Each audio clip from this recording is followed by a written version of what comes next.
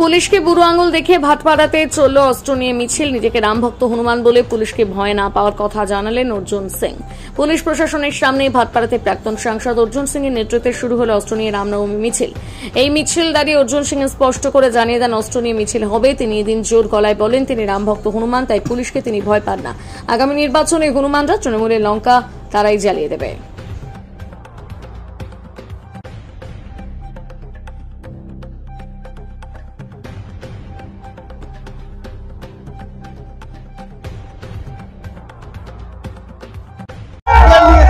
अरे हथियार तो निकलेगा ही।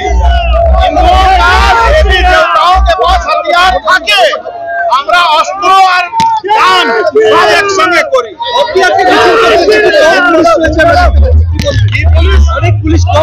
পুলিশ থাকলে ভালো, না থাকলে ভালো।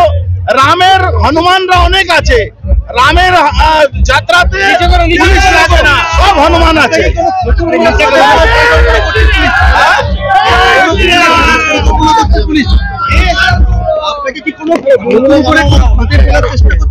আমাকে যা ইচ্ছা তাই করুক, আমি রামভক্ত হনুমান আছি।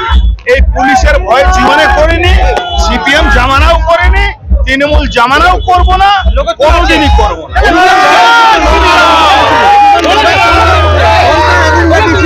দেখুন, হনুমান তো লঙ্কা দহন করবেই। 26-এ এই লঙ্কাকে আমরাই দহন করবো।